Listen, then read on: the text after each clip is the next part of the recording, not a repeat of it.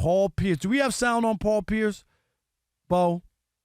We do? I hope so. I think we do. But, Gary, this is one of my pet peeves. I'm not an anti-players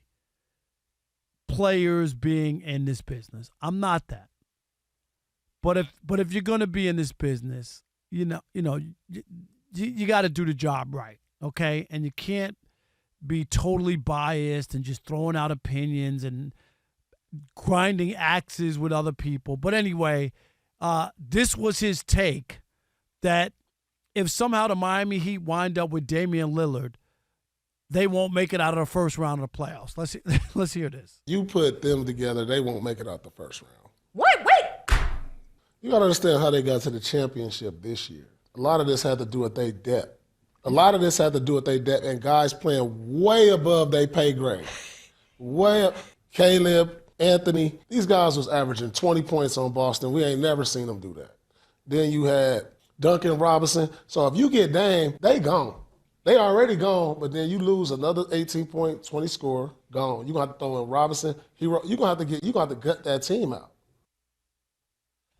Gary, you want to take it away? I mean, I'll take it. Yeah, please. It drives me nuts. Yes, go ahead. You're just such a hater. It to me, it just doesn't make sense. Because let's be very clear here about Paul Pierce. He's bitter because he joined the Brooklyn Nets, and I like Paul Pierce, but he joined the Brooklyn Nets, and he looked older than the president. He looked terrible. You know what? I'll give you this. This was the greatest headline I saw in the paper in Toronto. When the Raptors played the Nets, they had the preview of the series, and it said, Raptors versus dinosaurs. Is that great?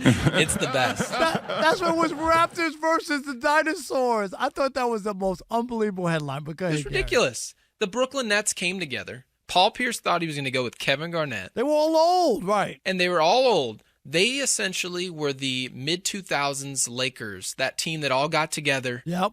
And that's what they were. And lost to the Pistons. Yes. So we have to be very clear about what that Brooklyn Nets team was. Paul Pierce was not an impactful player at that stage of his career. And now every time a really good player, a great player even in Damian Lillard, is about to join the culture with Eric Spoelstra, one of the best coaches in the league, who's still young, by the way, and Pat Riley, and somehow, some way, that team got worse.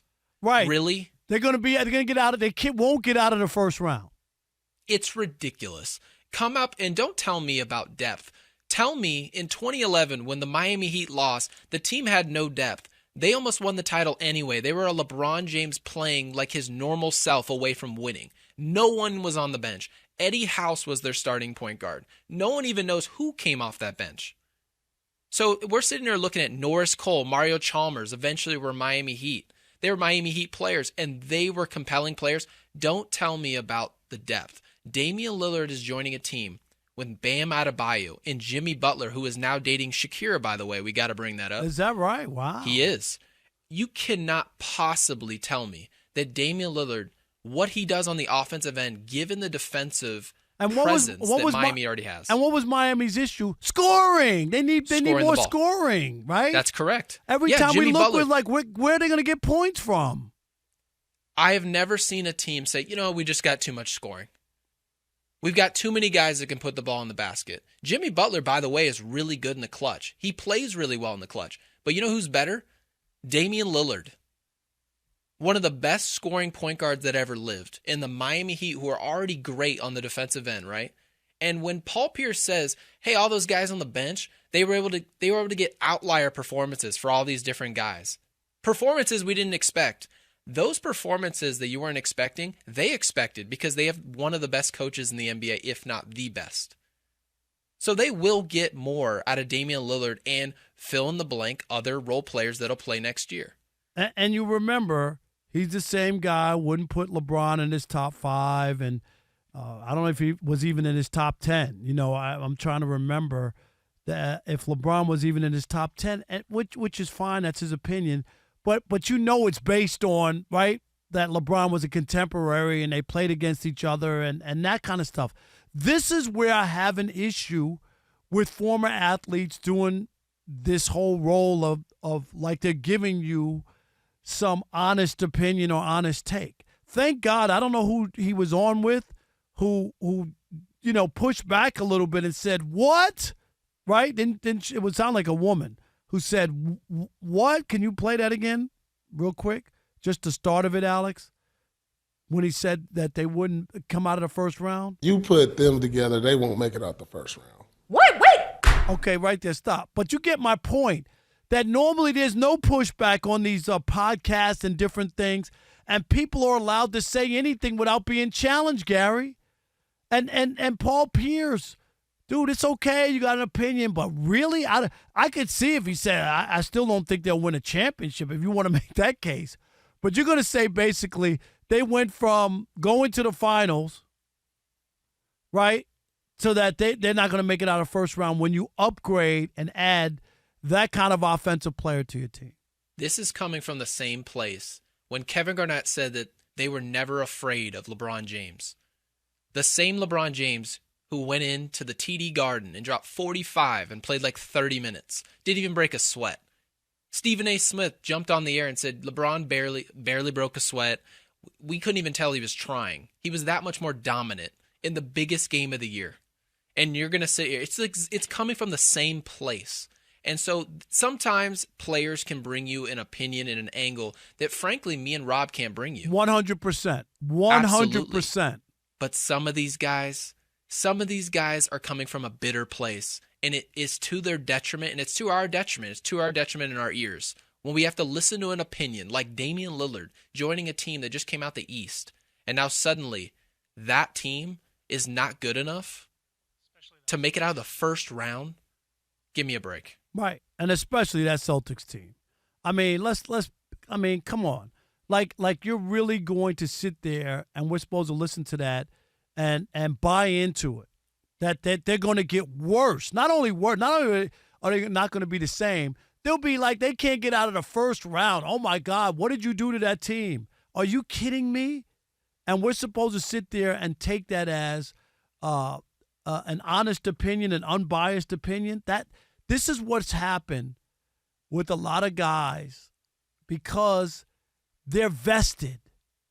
They're in bed with too many people and too many organizations.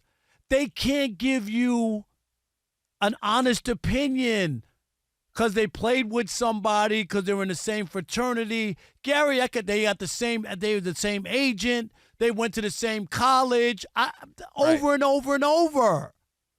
They dated somebody's sister. I don't know what podcast was that from. She deserves credit.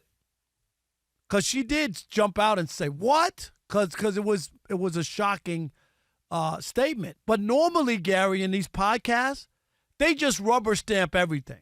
Somebody says something, there's no pushback.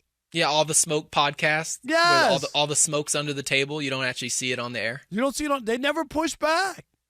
I mean, can you just, I'm not saying that you got to be mean about it, but when somebody says something, make them justify it. That's all. Based on what? When we do this radio show and somebody calls up here with something, Gary, and I say this all the time, if you want to say that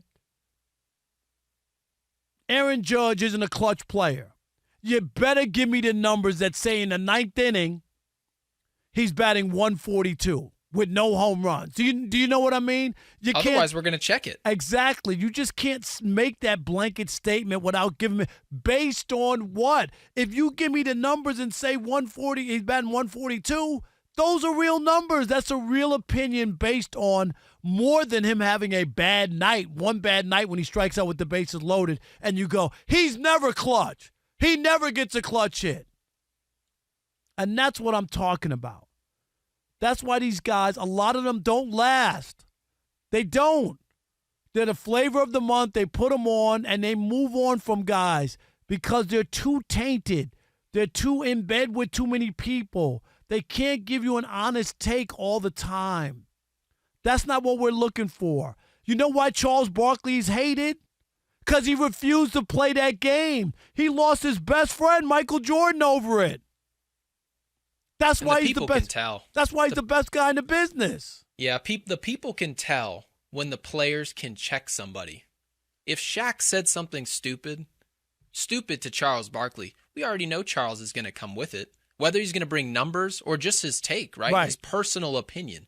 That's what we're asking for. That's what Rob's asking for. Rob wants someone to have the nerve to check someone with status, because bringing players into this field is the best thing you can do. They have all the knowledge, but you got to have people to have the nerve. And also these players have to be objective. Some of these players just are not objective. Kevin Garnett and Paul Pierce are just not two of the guys that are not. JJ Redick is a guy who is. You got to be objective. You can't be always looking out for people and worried about, if I'm going to see them again, or, yo, dog, what'd you say about me on TV? Then you get out of the business if you're going to be worried about that. I've been doing this for 37 years. 37 years. And there ain't one day when I ever was afraid to go into a locker room or go to a stadium or a ballpark. Not one. I do my homework. I give my opinion. If people don't like it, they can step to me and say whatever they want. But there's no malice involved. There's no being up there and being unprepared where I don't know what I'm talking about. Yeah, me and Rob can back anything we say. And Chris, who's not here, he'll back anything he says. 100%.